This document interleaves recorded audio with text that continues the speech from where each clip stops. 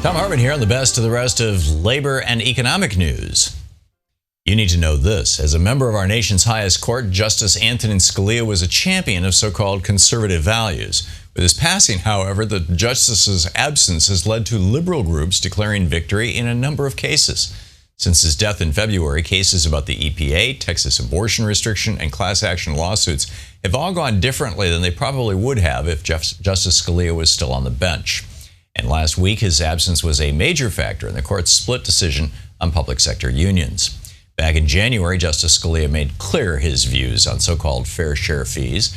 Those fees, also known as agency fees, help cover the legal costs of representing all workers in a union shop, even when some choose not to be members of that union.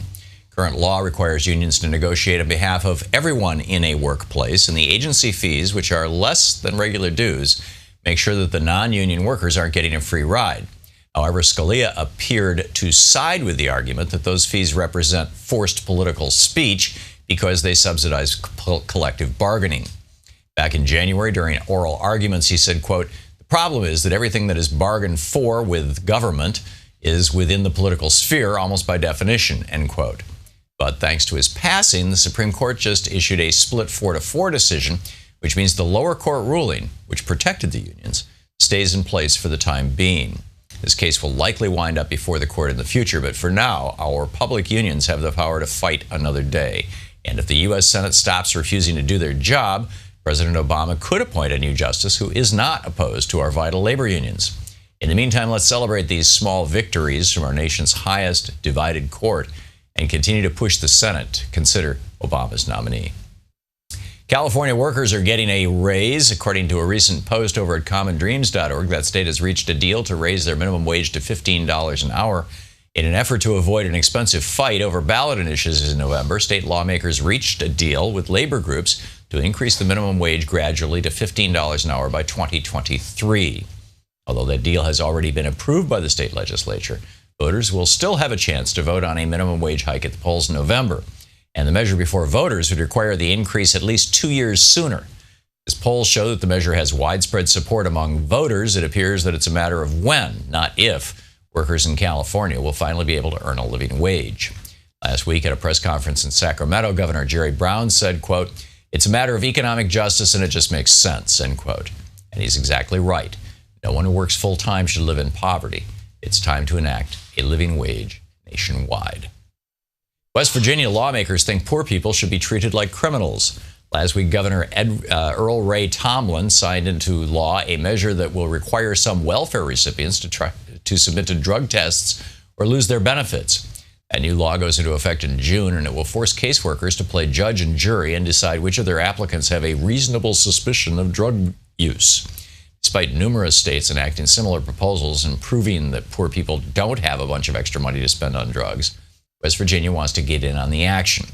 Republican State Delegate Scott Cato said, quote, "I expect people who live off my tax money to be drug tested. I don't want them laying around on welfare and drugs," end quote. Perhaps someone should inform Mr. Cato that repeated attempts to find all these drug users on welfare have simply proven that poor people use drugs at a lower rate than the general public. But as long as we're drug testing people who live off taxpayer money, lawmakers like Scott Cato should be first in line to go pee in the cup. One of the most common arguments against free public college is that taxpayers should be subsidizing the education of rich kids, or could be. But according to a stunning new report from the New America Foundation, it turns out that we already are. One of the study's authors, Stephen Bird, said, quote, "After all, it's more profitable for schools to provide 5 merit scholarships for $5,000 each to entice affluent students who will be able to pay the balance, even if they have less than stellar grades, than it is to provide a single $25,000 grant to a high-achieving, low-income student." In other words, for-profit schools tell poor kids to apply for Pell Grants and other federal aid, while they use endowments that should go to needy families to lure in rich kids instead. The fact is that everyone, regardless of income, should have access to a public college education, even if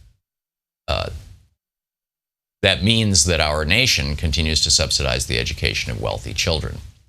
And finally, our nation spends billions of dollars on war and bombs without a second thought, but it should be a no-brainer to spend a small fraction of that money to care for our fellow Americans.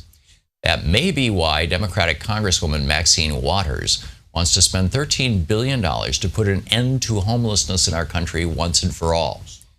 Last week, Congresswoman Waters proposed the Ending Homelessness Act of 2016, which would increase funding for programs that promote affordable housing and serve the so-called chronically homeless.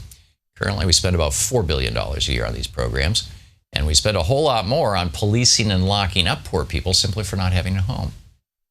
That's why we still have hundreds of thousands of Americans sleeping out on the streets on any given night.